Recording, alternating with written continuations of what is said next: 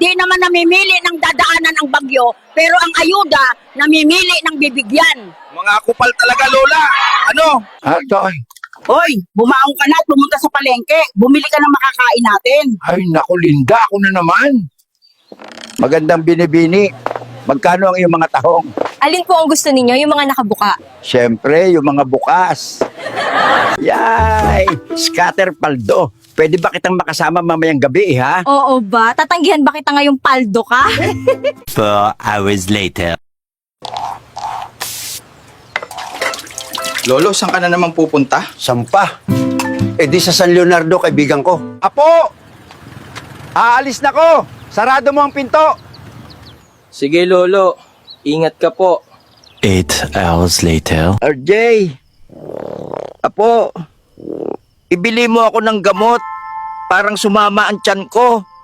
Lolo, anong kinain mo kagabi? Basta bumili ka na lang. Huwag ka na magtanong. Sumunod na lang ako, pero parang may mali talaga kagabi. Pabili nga po ng gamot sa... Ay, nako. Sana hindi na lang ako pumunta sa San Leonardo kagabi. Natulog na lang sana ako ng mahimbing. Oh, tapos na laban ni Pacquiao. Tayo naman, mga mag-iinom ng Quezon Province. 3 rounds lang, papawis lang. Mark! Bakit mo ako iniwan pagkatapos mo akong tirahin sa damuhan? Lord, kung may darating man, wag na jowa. Kahit pera na lang sana. Please, Lord. Ikaw ba ang kumain ng bangus? Sa itsura kong to, mukha ba akong mahirap? Panglitsyon ako, boss. Ikaw, nakita mo kumain ng bangos? Yung pusang dilaw, boss. Hinabol ko pa nga para ibalik yung bangos, Pekman. Nakita ka ng aso, ikaw daw kumain ng bangos? Ay, tao po, pabili po ng itlog. Wala. Ubus na. Ay, ganun. Sige, pwede ba yung itlog mo na lang? Hoy, yung mga utang nyo dito sa tindahan ko, tanong ko lang kan, sa inyo na lang ba yon o babayaran niyo pa ako? Angel, pag chismis, chismisan lang ha. Walang hampasan. Maminsan pa'y kitam. Ingudngud ko tarupam. Gusto mo ba magkapera gamit ang cellphone mo? Ano pang hinihintay mo? Ibenta mo. Mukhang kailangan nila si Darna. Ding! Ang bato! Ito po, Lola. Lunukin nyo na. Hindi yan! Punyeta ka! Maluluno ko ba yan? Sawang-sawa na ako dito sa mga itlog ng manok. Noli? Okay lang ba yung itlog mo naman? Oh, Mare, anong nangyari sa'yo? Bakit tulala ka dyan? naalala ko ang talong ng asawa ko. Wala. Ganyang kalaki, kumare. Hindi, ganito kaitim. Hi guys, bibili tayo ng gamot para gumaling na tong pagkabuang ko. Shout out sa lahat ng buang! Nako, may e-bike sa likod. Kailangan kong tumabi. Yan ang hari ng kalsada sa Pinas. Tama yan. Magsitabi kayo. Dadaan ang hari ng kalsada. Iikot ako ngayon sa buong Quezon. Libre lang to. Kita-kita tayo sa kalsada, sahod ng mga timba nyo. Anong masasabi mo sa mga netizens? Lakihan nyo naman yung butas ng bubong nyo. Hindi na magkasya dila namin. Okay, game. Tikba lang. Kakainin o jojowain? Siyempre, jojowain at kakainin. Ay, kapre. Kakainin o jojowain? Jojowain, gusto ko ng malaki. Tik-tik. Kakainin o jojowain? Pas sa panis, baka masira tiyan ko. Kuya, magkano tong saging? 20 isang kilo. Ay, ang mahal naman. Mahal. Gusto mo ng mura? Putang ina mo. Anak, linisin mo na ang bahay ngayon. Sheda, ma. Bakit palagi na lang ako ang inuutusan mo? Pasnea. Ayan guys, tinuturuan ko ngayon si Mingkay magluto para naman may silbi, hindi yung parati na lang nakatihaya. Ang hirap naman ito. Bahala na si Batman. Tangina mo. Sige na nga, papatulang ko yung challenge ninyo na magmukbang ng sabon. Piste kayo. Magkano ang isang kilo ng isda? 100 piso. Pwede bang tumawad? Wala ka namang ginawang masama, bakit ka humihingi ng tawad? Nanay, wala na po bang tawad? Ineng, kung gusto mo para wala kang gastos, Dide, yung tilapia mo ang prituhin mo. Lola, ano po ang pinagkaiba ng magnanakaw sa politiko? Ang magnanakaw, nagnanakaw muna bago tumakbo. Ang politiko? Tatakbo muna tapos magnanakaw. Bakit pag mabuting tao, madami kaaway? Pero pag plastic, ang daming kaibigan. Diyos ko, bengbang na naman. Give me a break, ladies! One more! At papatantan apartel, walang senior-senior kapag may energy ka pa. Pinakamalaking kasinungalingan ay yung salitang babayaran kita sa katapusan. Guys, Lola here. Baka may kagalit kayong buntis, comment nyo dyan sa baba. Di pa kasi ako kumakain. Hoy! Ayoko na bumalik sa Bicol. Nung binalikan ko yung kalahati ng katawan ko, nakahubad na! Mga paralusi talaga kayo! Andito ka rin pala. May chika ako sa'yo.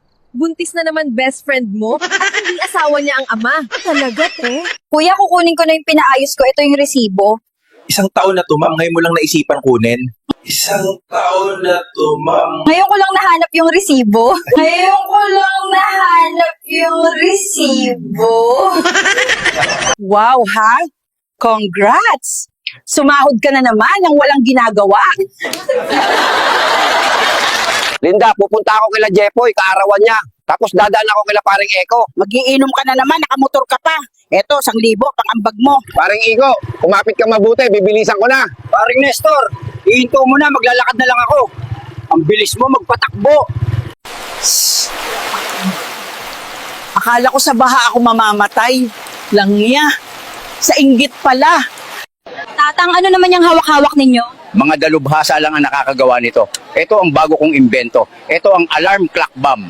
Panggera po ba yan? At ano po ang nagagawa niya? Oo, panggera to. Sobrang unique to kasi ang nagagawa nito ay sasabog muna bago a-alarm. Anak, ang pinakamasakit na hugot sa ating buhay ay yung wala ka nang mahugot na pera sa wallet mo.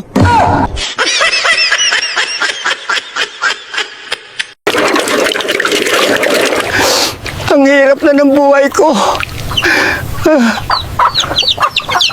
Ako nagtatrabaho, naglilinis ng bahay. Yung asawa ko, grabe ang tamad. Kung boss mo ay isang ulam, anong putahe siya? Bicol Express, maanghang magsalita. Siseg. Akala ko may utak, mayonnaise lang pala. Kung boss mo ay isang ulam, anong putahe siya? Spam. Kasi imported ang yabang, pero puro preservatives. In fairness, masarap ang spam. Lutuin mo lang sa kumukulong mantika. Papunta tayo ng Padre Burgos, Quezon, ma. May nagsabi na madami din ng mga hindi tuli doon. Nandito tayo sa Barangay Punta. May ilan daw na mga hindi tuli dito, sabi ni Nanay Aida. 5 lang ang hindi tuli dito, pero sa Basyaw, madami.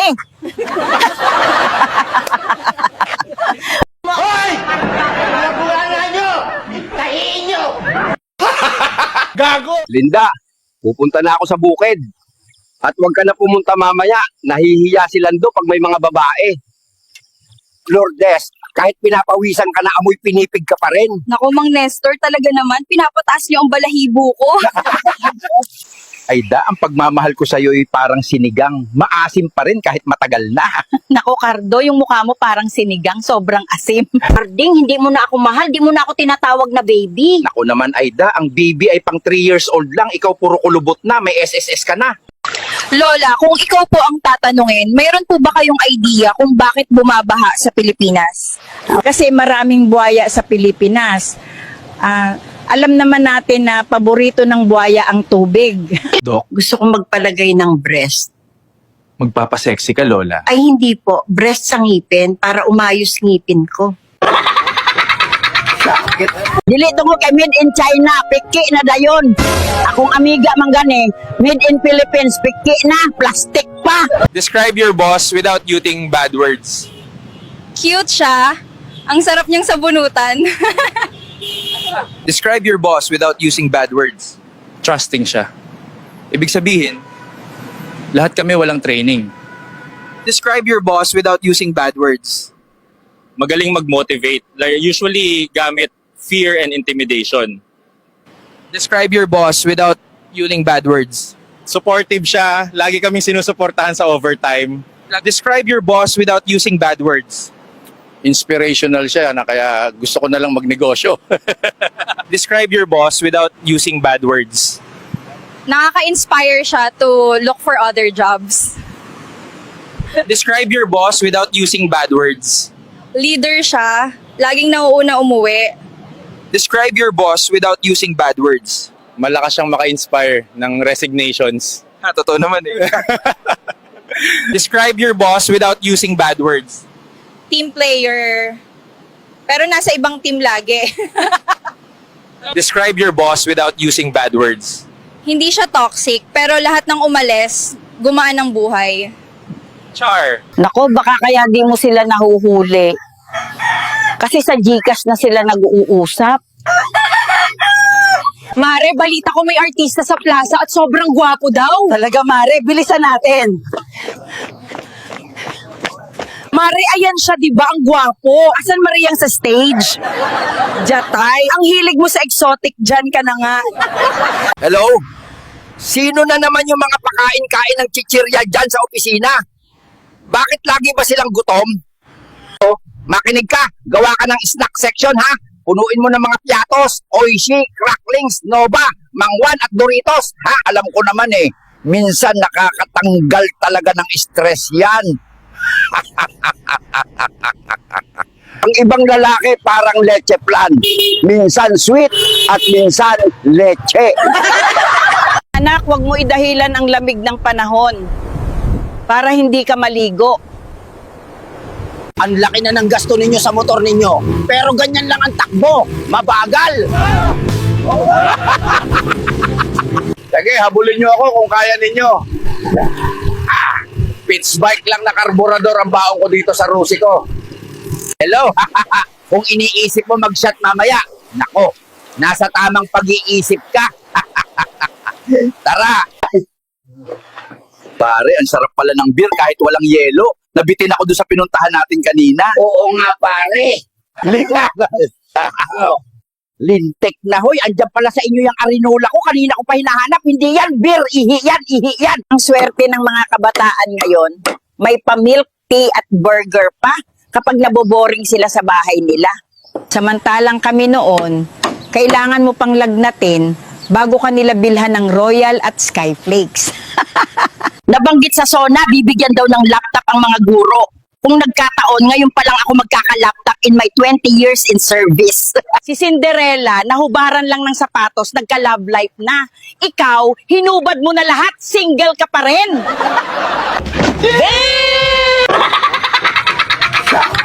Sirang-sira na ba ako sa kwento ninyo? Huwag kang mag-alala. Dahil hindi naman ako gumaganti.